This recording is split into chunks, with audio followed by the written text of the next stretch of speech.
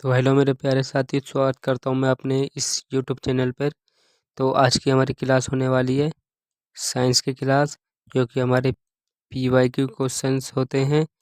तो हमने इसमें लगभग 10 सालों के क्वेश्चन उठाए हैं, जो कि आपके लिए ग्रुप डी के लिए बहुत ज़्यादा इम्पोर्टेंट होने वाले हैं। तो ये क्लास है हमारी प्रैक्टिस सेट नंबर 8। आज से पहले हम 7 क्लास करा चुके हैं, तो हमारी एक एक क्लास को बड़े ध्यान से देखें। तो चलिए स्टार्ट करते हैं। हमने इसमें साइंस के फिजिक्स, केमिस्ट्री और बायो के तीनों के क्वेश्चन मिक्स करके लिए हैं, जो कि आपका रेलवे के एग्जाम में आए हुए हैं क्वेश्चन है। तो यह क्वेश्चन सभी ग्रुप डी के लिए बहुत ज़्यादा इम्पोर्टेंट हैं और आने वाली पेपरों के लिए, जैसे कि RPF है, RPF के लिए भी इम्पोर्टेंट क्वेश्चन होने वाले हैं। तो चलिए स्टार्ट करते हैं हम आज की क्लास को। तो हमारी आज की क्लास का पहला क्वेश्चन क्या है कि इनमें से किस उपकरण से विद्युत धारा मापी जाती है। क्वेश्चन नंबर 1 कि इनमें से किस उपकरण से विद्युत धारा मापी जाती है। आपका option number A voltmeter, option number B है आपका एमीटर, ऑप्शन नंबर सी क्या है आपका कि ohm metre, option number D wave metre. तो आप बताएंगे कि ये जो चारों ऑप्शन दिए हैं, इनों में से विद्युत धारा हम किस उपकरण से मापते हैं, या विद्युत धारा हम इनमें से किस उपकरण से मापते हैं। तो आप बताएंगे वोल्ट मीटर। वोल्ट मीटर से हम विद्युत धारा को नहीं मापते हैं। और ओम मीटर से भी नहीं मापते हैं। और वेव मीटर, हम विद्युत धारा को वेव मीटर से भी नहीं मापते हैं। आपका ऑप्शन नंबर बी सही हो जाएगा, एमीटर या एमीटर। विद्युत धारा को हम किससे मापते हैं, एमीटर, यानी कि ऑप्शन नंबर बी यहाँ पर सही हो जाएगा। यह क्वेश्चन था आपका RRB JE, जो कि आपकी 14/12/2014 में रेड पेपर में क्वेश्चन पूछा गया था, इसमें RRB JE में। कि चलिए क्वेश्चन नंबर 2। क्वेश्चन नंबर 2 में आपसे क्या पूछा था कि एमीटर एमीटर एमीटर क्या है, या एमीटर को कैसे उपयोग में लाते हैं, ये पूछा है आपसे क्वेश्चन नंबर 2 में। Option number A option number ए में है कि एमीटर को परिपथ में श्रेणी में संयोजित किया जाता है। ऑप्शन नंबर बी एमीटर में निम्न वैद्युतिक प्रतिरोध होना चाहिए। ऑप्शन नंबर सी कि एमीटर कम विद्युत खींचता है। ऑप्शन नंबर डी उपरोक्त सभी। तो आप क्या बताएंगे एमीटर के बारे में, कि एमीटर को परिपथ में श्रेणी में संयोजित किया जाता है, या में निम्न वैद्युतिक प्रतिरोध होना चाहिए, या ऑप्शन नंबर सी कम विद्युत खींचता है एमीटर, या उपरोक्त सभी। आप बताएंगे कि एमीटर को परिपथ में श्रेणी में संयोजित किया जाता है, बिल्कुल किया जाता है। ऑप्शन नंबर बी एमीटर में निम्न वैद्युतिक प्रतिरोध होना चाहिए, बिल्कुल सही बात है। ऑप्शन नंबर सी एमीटर कम विद्युत खींचता है, राइट, एमीटर विद्युत कम खींचता है। तो आपको ऑप्शन नंबर डी यहाँ पर सही हो जाएगा, कि उपरोक्त सभी ऑप्शन सही हैं।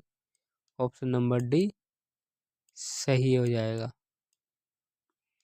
यह क्वेश्चन था आपका RRB JE, जो कि आपका 2014 में 14/12/2014 सेट 2 और रेड पेपर का क्वेश्चन था। इसमें RRB JE 2014 में 14/12/2014 सेट नंबर 2 का क्वेश्चन था।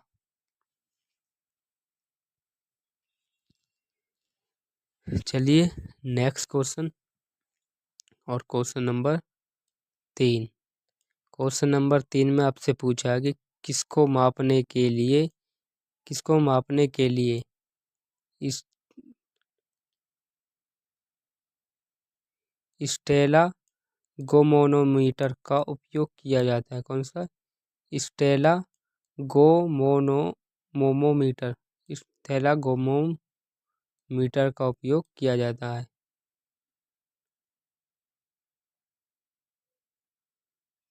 ऑप्शन नंबर ए शुद्ध गति की श्यानता, ऑप्शन नंबर बी पृष्ठ तनाव, ऑप्शन नंबर सी अपवर्तनांक सूचांक, ऑप्शन नंबर डी प्रकाशित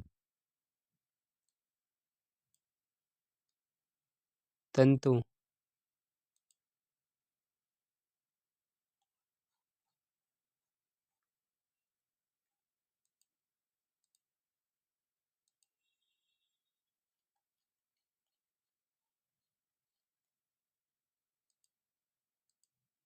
बताइए कि किसको मापने के लिए स्टेलागोमोमीटर का उपयोग किया जाता है? शुद्ध गति की श्यानता, पृष्ठ तनाव, या अपवर्तनांक सूचांक, या प्रकाशिक क्रियाकलाप। तो ऑप्शन क्वेश्चन नंबर 3।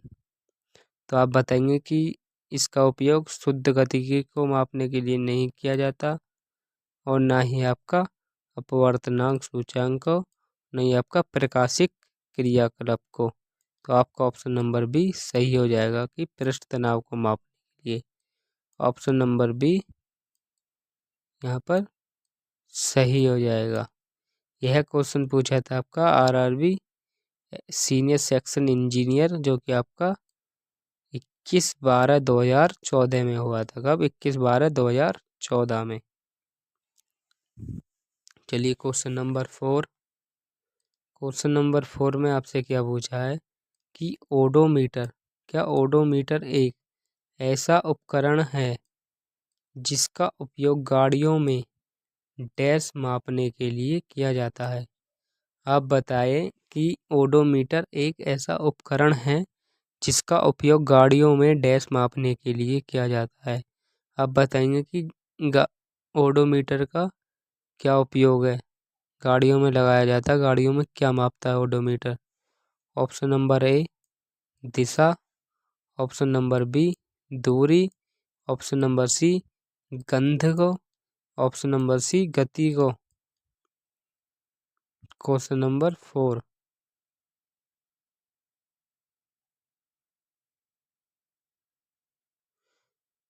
कि ओडोमीटर एक ऐसा उपकरण है जिसका उपयोग गाड़ियों में डैश मापने के लिए किया जाता है। तो ओडोमीटर का उपयोग क्या हम दिशा मापने के लिए करते हैं? नहीं। तो क्या हम गंध मापने के लिए करते हैं गाड़ियों में? नहीं। गति भी नहीं। स्पीडोमीटर का उपयोग करते हैं हम गति मापने के लिए। तो ओडोमीटर यहाँ पर दूरी मापने के लिए उपयोग में लाया जाता है।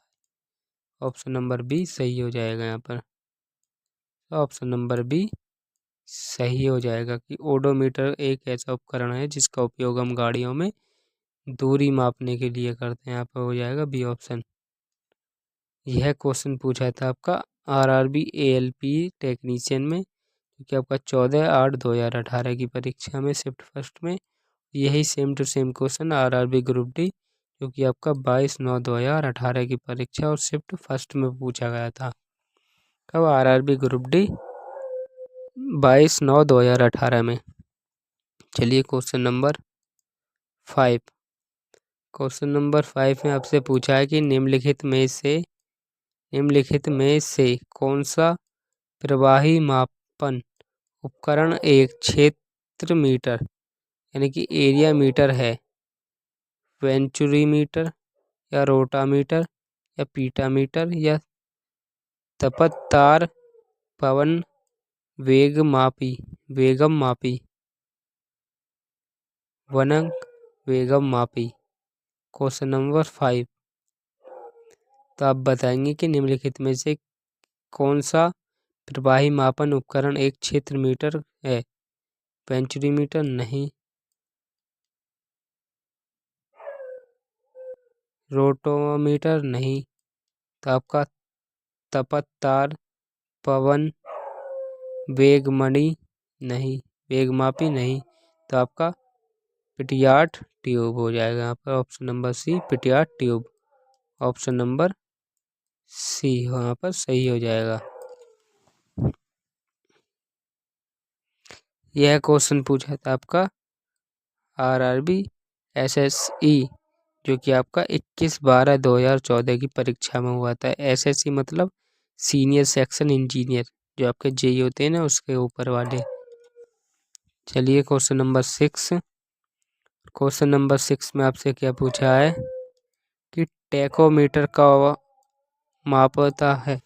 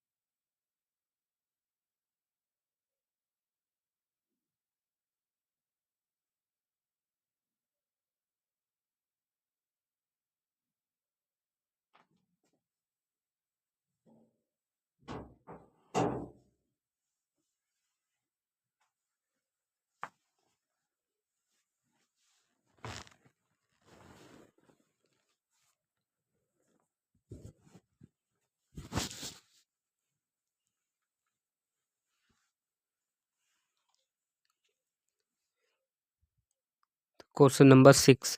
क्वेश्चन नंबर 6 में आपसे पूछा है कि टैकोमीटर डैश का मापन करता है। आप बताएंगे कि टैकोमीटर डैश का मापन करता है। किसको मापता है टैकोमीटर?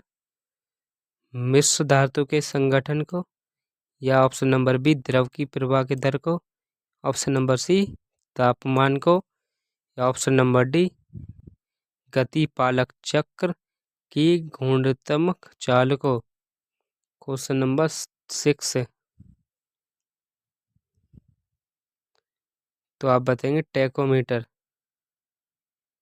मिश्र धातु के संगठन को नहीं, द्रव की प्रवाह के दर को नहीं, तापमान को नहीं, तो आपका ऑप्शन नंबर डी सही हो जाएगा कि गति पालक चक्र को, फ्लाई व्हील को। ऑप्शन नंबर डी यहाँ पर सही हो जाएगा।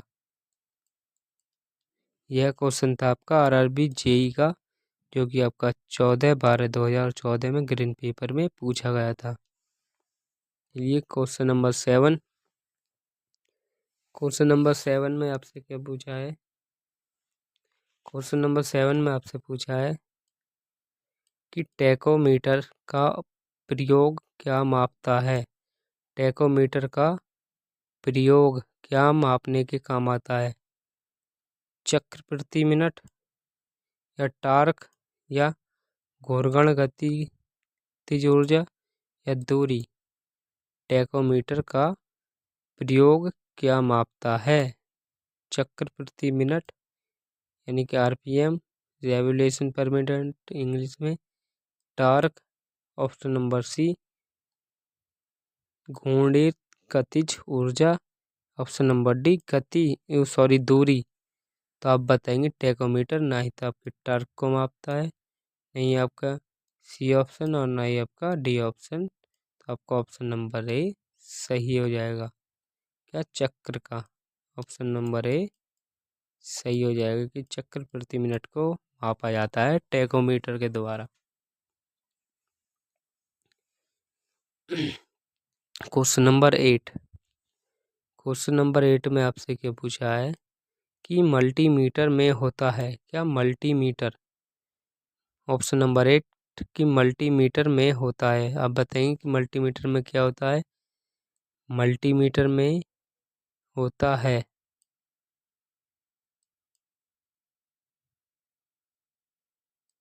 ये वाला होगा।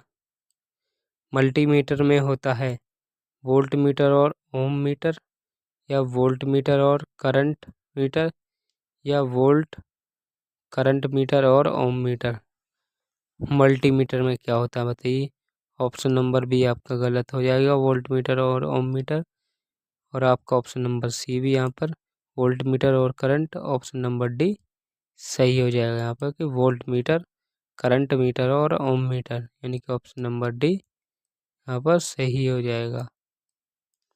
यह क्वेश्चन पूछा था आपका आरआरबी एनटीपीसी ने, जो कि आपका 14/12/2014 में ग्रीन पेपर में पूछा गया था।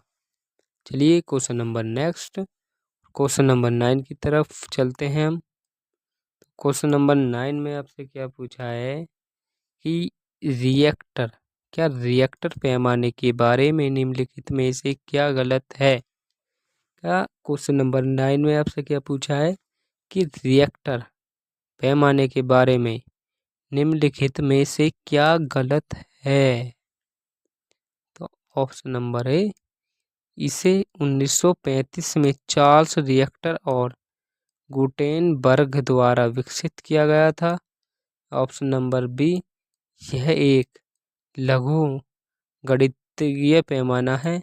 ऑप्शन नंबर सी, इसे भूकंपीय के उपयोग द्वारा मापा जा सकता है।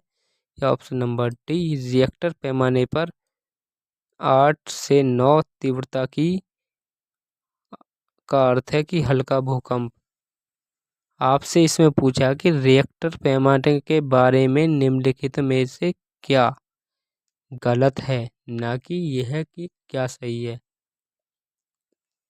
आपको इसमें बताना है कि रिएक्टर के बारे में इन कथनों में से क्या गलत है, कि इन स्टेटमेंटों में क्या गलत है। क्वेश्चन नंबर 9, तो आप बताएंगे कि इसे 1935 में चार्ल्स रिएक्टर और गुटेनबर्ग द्वारा विकसित किया गया था। रिएक्टर को बिल्कुल सही बात है। ऑप्शन नंबर बी, यह एक लघु गणितीय पैमाना है, बिल्कुल है। ऑप्शन नंबर सी, इसे भूकंप मापी के उपयोग द्वारा नापा जा सकता है, बिल्कुल। ऑप्शन नंबर डी, रिएक्टर पैमाने पर 8 से 9 की तीव्रता का अर्थ है कि हल्का भूकंप, नहीं, ये गलत है। तो आपका ऑप्शन नंबर डी यहाँ पर सही हो जाएगा। यह क्वेश्चन पूछा था आपका आरआरबी एनटीपीसी ने, जो कि आपका 3/4/2016 में और शिफ्ट फर्स्ट और स्टेज फर्स्ट में हुआ था। चलिए क्वेश्चन नंबर नेक्स्ट की तरफ हम चलते हैं। क्वेश्चन नंबर नेक्स्ट यानी कि क्वेश्चन नंबर 10। क्वेश्चन नंबर 10 में आपसे क्या पूछा है। क्वेश्चन नंबर 10 कि तरल पदार्थ के घनत्व को मापने के लिए किसका प्रयोग किया जाता है। तरल पदार्थों का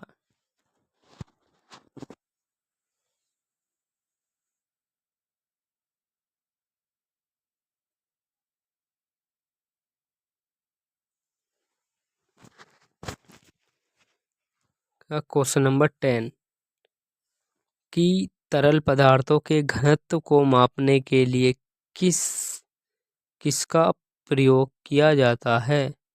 आर्द्रता तापमापी को, या हाइग्रोमीटर को, या हिप्सोमीटर को, या फेदोमीटर को। आप बताएंगे कि तरल पदार्थ के घनत्व को मापने के लिए हम किस उपकरण का प्रयोग करते हैं। तो तरल पदार्थों का आर्द्रता मापी से, नहीं। हाइग्रोमीटर, बिल्कुल बात सही है, हाइग्रोमीटर बी ऑप्शन यहाँ पर आपका सही हो जाएगा। ये बाकी ऑप्शन यहाँ पर गलत हो जाएंगे। यह क्वेश्चन था आपका आरआरबी एनटीपीसी का, जो कि आपका 5/4/2016 में पूछा गया था शिफ्ट सेकंड में और स्टेज फर्स्ट में। चलिए क्वेश्चन नंबर 11 की तरफ चलते हैं हम। क्वेश्चन नंबर 11 में आपसे क्या पूछा है कि शक्कर के घोल में शक्कर एक है। बताइए शक्कर के घोल में शक्कर क्या होती है, विलयक या घुला हुआ पदार्थ या कोलाइड या स्पेशन। बताएंगे आप कि शक्कर के घोल में शक्कर एक क्या है, एक विलयन है, घुला हुआ पदार्थ है या कोलाइड है या स्पेशन है। क्वेश्चन नंबर 11 कि शक्कर के घोल में शक्कर एक है, शक्कर क्या है, एक घुले हुए पदार्थ में। सॉल्यूशन तो यह है विलयक है, विलायक या घुला हुआ पदार्थ या कोलाइड या स्पेशन। तो आप बताएंगे कि शक्कर के घोल में शक्कर एक विलायक नहीं है और ना ही आपका कोलाइड है, नहीं आपका स्पेशन है। तो आपका ऑप्शन नंबर बी सही हो जाएगा कि ऑप्शन नंबर बी ये है, क्या होता है, यह होता है घुला हुआ पदार्थ। यह क्वेश्चन था आपका आरआरबी एनटीपीसी का, जो कि आपका 18/4/2016 में और शिफ्ट सेकंड में स्टेज फर्स्ट का पेपर क्वेश्चन है। चलिए क्वेश्चन नंबर 12। क्वेश्चन नंबर 12 में आपसे क्या पूछा है कि एक यौगिक नहीं है। क्वेश्चन नंबर 12 कि एक यौगिक नहीं है, क्या नहीं है। Option number A lead, option number B chalk, option number B hydrogen sulphide, option number C sulphur dioxide. एक यौगिक नहीं है, लेड एक यौगिक नहीं है, या चॉक एक यौगिक नहीं है, या हाइड्रोजन सल्फाइड एक यौगिक नहीं है, या सल्फर डाइऑक्साइड एक यौगिक नहीं है। तो आप बताएंगे कि चॉक एक यौगिक है, हाइड्रोजन सल्फाइड भी एक यौगिक है और सल्फर डाइऑक्साइड भी एक यौगिक है, लेकिन लेड एक यौगिक नहीं है। तो आपका ऑप्शन नंबर ए गलत हो जाएगा, यानी कि इस क्वेश्चन का आंसर जो होगा वो हमारा ऑप्शन नंबर ए हो जाएगा। और ये क्वेश्चन था आपका आरआरबी ग्रुप डी का, जो कि आपका 18/10/2018 की सेकंड शिफ्ट का क्वेश्चन है। कब? आरआरबी ग्रुप डी 8/10/2018 का। चलिए क्वेश्चन नंबर 13 की तरफ। क्वेश्चन नंबर 13 में आपसे क्या पूछा कि रेत और चीनी का मिश्रण एक उदाहरण है। क्या? क्वेश्चन नंबर 13 कि रेत और चीनी का मिश्रण एक उदाहरण है। विजातीय मिश्रण, कोलाइड मिश्रण विलयन या समजातीय मिश्रण या निलंबन। आप बताएंगे कि रेत और चीनी का मिश्रण एक उदाहरण है। किसका उदाहरण है? चीनी और रेत का, विजातीय मिश्रण का, या कोलाइड विलयन का, या समजातीय मिश्रण का, या निलंबन का। तो आप बताएंगे कि यह एक कोलाइड विलयन का नहीं है, ना ही आपका समजातीय मिश्रण का उदाहरण है, ना ही आपका एक निलंबन का उदाहरण है। तो आपका ऑप्शन नंबर ए सही हो जाएगा कि यह एक विजातीय मिश्रण है या विजातीय मिश्रण। ऑप्शन नंबर ए सही हो जाएगा। यह क्वेश्चन था आपका आरआरबी जेई, जो कि आपके 27/5/2019 में और शिफ्ट थर्ड में हुआ था। कब? आरआरबी जेई 27/5/2019 में शिफ्ट थर्ड का क्वेश्चन है। लिए क्वेश्चन नंबर 14। क्वेश्चन नंबर 14 में आपसे क्या पूछा है कि निम्नलिखित में से कौन सा भौतिक परिवर्तन नहीं है। निम्नलिखित में से कौन सा भौतिक परिवर्तन नहीं है? ठोसों का द्रव में पिघलना, गैसों का द्रव में द्रवीकरण या पदार्थों का विखंडन, या ऑप्शन नंबर डी द्रव्यों का गैसों में वाष्पीकरण। यह पूछा आपका कि निम्नलिखित में से कौन सा भौतिक परिवर्तन नहीं है, नहीं है पूछा है। तो ऑप्शन नंबर है ठोसों का द्रव में पिघलना, या गैसों का द्रव में द्रवीकरण, पदार्थों का विखंडन होना, द्रव का गैसों में वाष्पीकरण। Question number 14। तो आप बताएंगे कि ठोसों का द्रव में पिघलना यह एक भौतिक परिवर्तन है। भौतिक परिवर्तन क्या होता है कि ऐसी चीज जो, जैसे कि कोई बर्फ है या कोई पानी है, पानी को हम बर्फ बना सकते हैं, या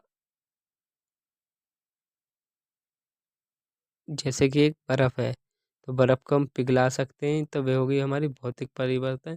यानी कि जो चीज अपनी मूल व्यवस्था में वापस आ जाए वही भौतिक परिवर्तन कहलाता है। और एक केमिकल परिवर्तन होता है, जो केमिकल परिवर्तन वह होता है जो कि अपनी मूल अवस्था में वापस ना आ पाए। जैसे कि छाछ छाछ अपनी मूल अवस्था में वापस नहीं आ पाती। दूध फटने के बाद अपनी मूल अवस्था में नहीं आ पाता। ऐसे ही भौतिक परिवर्तन में जैसे कि कोई बर्फ पिघलने के बाद उसे दोबारा से बर्फ में परिवर्तित कर दिया जाता है, तो वह होते ही भौतिक परिवर्तन। तो यह क्वेश्चन था आपका आर सॉरी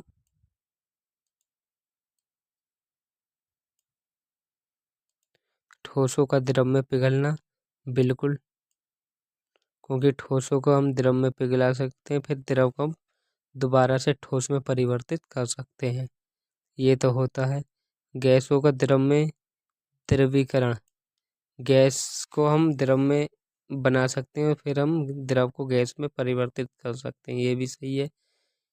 क्वेश्चन नंबर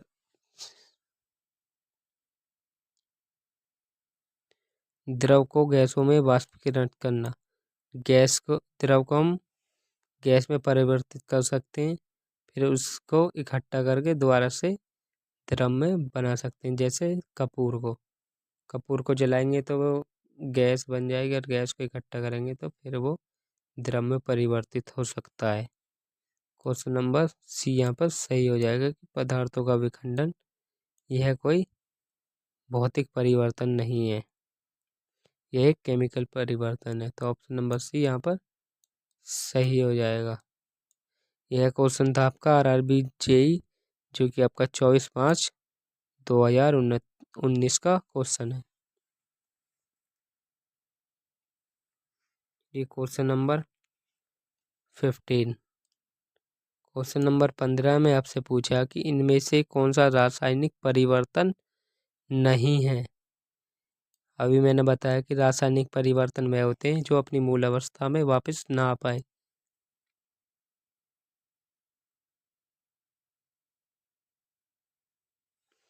तो ऑप्शन नंबर है ईंधन का दहन, या अम्लीकृत जल का वैद्युतीय अपघटन, या ऑक्सीकरण और लोहे में जंग लगना, या लैमिनेट या प्लेटिनम तार का जलना। Question number 15। तो आप बताएंगे कि ईंधन का दहन होना यह तो भौतिक परिवर्तन कहलाता है, और ऑक्सीकरण में लोहे या जंग लगना वो भी कहलाता है, प्लेटिनम का तार जलना बिल्कुल, लेकिन अम्लीकृत जल का वैद्युत अपघटन ये नहीं होता। तो आपका ऑप्शन नंबर डी बी यहाँ पर सही हो जाएगा। ऑप्शन नंबर बी सही हो जाएगा।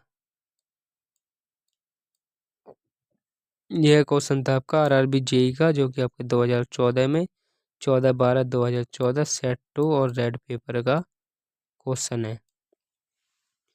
चलिए क्वेश्चन नंबर 16। क्वेश्चन नंबर 16 में आपसे पूछा गया कि हेमियोटोलॉजी का अध्ययन डैश से संबंधित है। क्वेश्चन नंबर 16 कि हेमियोटोलॉजी का अध्ययन डैश से संबंधित है। आप बताएंगे कि हेमियोटोलॉजी का अध्ययन किससे संबंधित होता है। ऑप्शन नंबर ए पौधों की प्रजनन प्रणाली से, ऑप्शन नंबर बी रक्त से, ऑप्शन नंबर सी जानवरों के खान पान की आदत से, ऑप्शन नंबर डी हड्डियों से। हेमेटोलॉजी का संबंध किससे है, तो आप बताएंगे पौधों की प्रजनन प्रणाली से नहीं, जानवरों के खान पान की आदत से नहीं, हड्डियों से नहीं, कार्डियल। तो आपका ऑप्शन नंबर बी सही हो जाएगा यहाँ पर कि रक्त से हेमेटोलॉजी का अध्ययन किया जाता है। आपको ऑप्शन नंबर बी सही हो जाएगा। हेमेटोलॉजी का अध्ययन हम रक्त से संबंधित है। यह क्वेश्चन था आपका RRB JEE जो कि आपकी 14/12/2014 में ग्रीन पेपर में पेपर हुआ था। चलिए क्वेश्चन नंबर 17। क्वेश्चन नंबर 17 में आपसे क्या पूछा है कि मॉर्फोलॉजी क्या है। मॉर्फोलॉजी क्या है। ऑप्शन नंबर ए कि कीड़ों का अध्ययन है, ऑप्शन नंबर बी मानव विकास का अध्ययन है, ऑप्शन नंबर सी जीव की आकृति, उसकी संरचना और विशिष्ट संरचनात्मक गुणों का अध्ययन है, ऑप्शन नंबर डी जीव और पर्यावरण की परस्पर निर्भरता का अध्ययन। Question number 17। तो आप बताएंगे कीड़ों का अध्ययन है मॉर्फोलॉजी, नहीं, मानव विकास का नहीं, जीव और पर्यावरण की पर्यावरण नहीं। तो ये आपका ऑप्शन नंबर सी सही हो जाएगा कि जीव की आकृति, उसकी संरचना और विशिष्ट संरचनात्मक गुणों का अध्ययन। आपका ऑप्शन नंबर सी सही हो जाएगा। यह क्वेश्चन था आपका RRB सीनियर सेक्शन जो कि आपका 21/12/2014 में सेट 8 और ग्रीन पेपर में हुआ था। चलिए क्वेश्चन नंबर 18। क्वेश्चन नंबर 18 में आपसे पूछा है कि निम्नलिखित में से किसमें मनुष्य का अध्ययन होता है। क्या क्वेश्चन नंबर 18 कि निम्नलिखित में से किसमें मनुष्य का अध्ययन होता है। आर्कियोलॉजी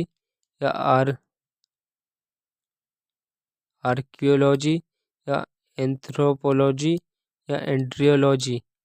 आप बताएंगे कि मनुष्य का अध्ययन किसमें होता है। तो आपका ऑप्शन नंबर यहाँ पर बी ए गलत, बी भी नहीं होगा। आर्कियोलॉजी, ये आपका एंड्रियोलॉजी। आपका ऑप्शन नंबर सी यहाँ पर सही हो जाएगा, एंथ्रोपोलॉजी। ऑप्शन नंबर सी सही हो जाएगा। यह क्वेश्चन था आपका RRB NTPC जो कि आपका 10/4/2016 में शिफ्ट 3rd में और स्टेज 1st में हुआ था।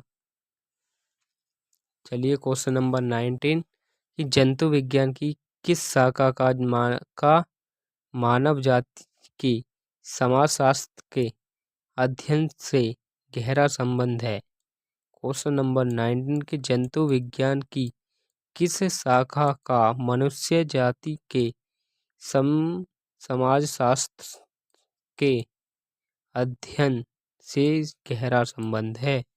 तो आप बताएंगे एम्ब्रियोलॉजी या ज्योग्राफी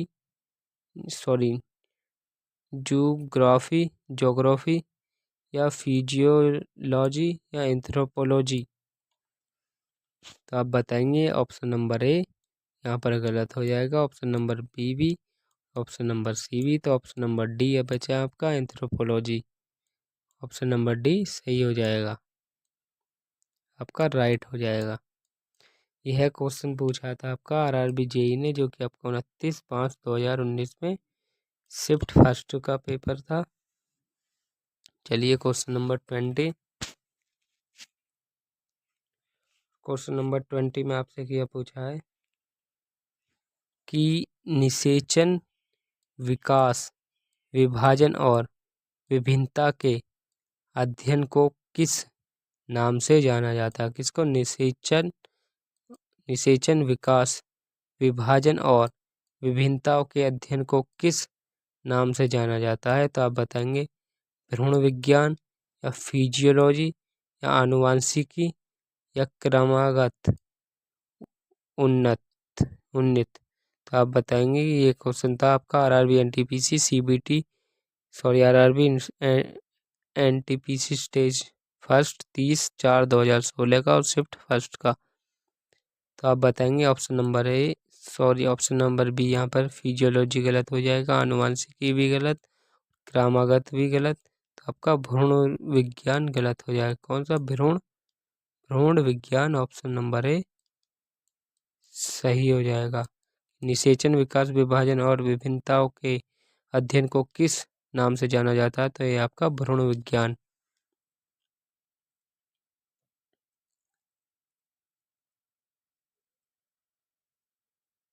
तो चलिए एक फटाफट रिवीजन करते हैं। इनमें से किस उपकरण का विद्युत धारा मापता है? तो ये आपका ammeter. Option number B ammeter. Ammeter क्या है? एमीटर को परिपथ श्रेणी में संयोजकता किया जाता है। ये ऑप्शन सही है। ऑप्शन नंबर बी में से विद्युतीय प्रतिरोध होना चाहिए। ऑप्शन नंबर बी भी सही है। और कम विद्युत खींचता, ये भी सही। तो उपरोक्त सभी क्वेश्चन सही हैं। क्वेश्चन नंबर 3 के किसको मापने के लिए स्थैलोमीटर का उपयोग होता है? तो आपका पृष्ठ नाप। क्वेश्चन नंबर 4 के ओडोमीटर एक ऐसा उपकरण है जिसका उपयोग गाड़ियों में क्या नापने के लिए किया जाता है? दूरी। क्वेश्चन नंबर 5 के निम्नलिखित में से कौन सा प्रवाही मापन उपकरण का क्षेत्र मीटर एरिया है? तो आपका PETA tube. Question number 6 tachometer का मापन करता है? किसका मापन करता है टैकोमीटर? तो गतिपालक चक्र का। ऑप्शन नंबर 7 टैकोमीटर का प्रयोग क्या है? तो ये आपका चक्र प्रति मिनट यानी कि आरपीएम। क्वेश्चन नंबर 8 के मल्टीमीटर में होता है? मल्टीमीटर में क्या होता है? वोल्ट मीटर, करंट मीटर और ओम मीटर। रिएक्टर क्या है? रिएक्टर के बारे में क्या गलत है? रिएक्टर पैमाने पर 8 से 9 तीव्रता की अर्थ है कि हल्की भूकंप, यही गलत है। क्वेश्चन नंबर 10 की तरल पदार्थ के घनत्व को मापने के लिए किसका उपयोग किया जाता है? तो ये आपका हाइड्रोमीटर का। क्वेश्चन नंबर 11 की शक्कर के घोल में शक्कर क्या है? तो यह एक घुला हुआ पदार्थ है। क्वेश्चन नंबर 12 के एक यौगिक नहीं है? यौगिक क्या नहीं है? लेड एक यौगिक नहीं है। क्वेश्चन नंबर 13 के रेत और चीनी का मिश्रण के एक उदाहरण है? तो यह आपका विजातीय मिश्रण। क्वेश्चन नंबर 14 निम्नलिखित में से कौन सा भौतिक परिवर्तन नहीं है? पदार्थ का विखंडन। इनमें से कौन सा रासायनिक परिवर्तन नहीं है? तो ईंधन का दहन होना। ईंधन का दहन होना यह है रासायनिक परिवर्तन है। लेकिन अम्लीयता कृत जल का विद्युत अपघटन, यही ऑप्शन सही है। तो क्वेश्चन नंबर 16 हेमेटोलॉजी का अध्ययन, तो ये आपका रक्त से। मॉर्फोलॉजी का, तो ये आपका जीव की आकृति, उसकी संरचना और विशिष्ट संरचनात्मक गुणों का अध्ययन। क्वेश्चन नंबर 18 का निम्नलिखित में से किस मनुष्य का अध्ययन है? किसमें मनुष्य का अध्ययन है? तो ये आपका एंथ्रोपोलॉजी में। क्वेश्चन नंबर 19 के जंतु विज्ञान की विशेष शाखा का मानव जाति के आज शास्त्र के अध्ययन से गहरा संबंध है? तो आपका एंथ्रोपोलॉजी से। क्वेश्चन नंबर 20 था कि निषेचन, विकास, विभाजन और विभिन्नता के अध्ययन को किस नाम से जाना जाता है? तो आपका है भ्रूण विज्ञान से। तो आज की क्लास में हमारे 20 ही क्वेश्चन थे, जो कि हम 20 ही क्वेश्चन करते हैं, जो कि आपके लिए आरआरबी ग्रुप डी के लिए और आरपीएफ और एनटीपीसी और एएलपी टेक्नीशियन के लिए बहुत ज़्यादा इम्पोर्टेंट क्वेश्चन होते हैं। यदि हमारी क्लास अच्छी लगे तो हमारी क्लास को लाइक एंड कमेंट करें और हमारे चैनल को सब्सक्राइब एंड बेल आइकन को प्रेस करें, ताकि आने वाली हर एक वीडियो आपको मिल सके। तो चलिए आज की क्लास को यहीं पर समाप्त करते हैं। मिलते हैं कल एक और नई क्लास के साथ। जब तक के लिए टाटा बाय बाय।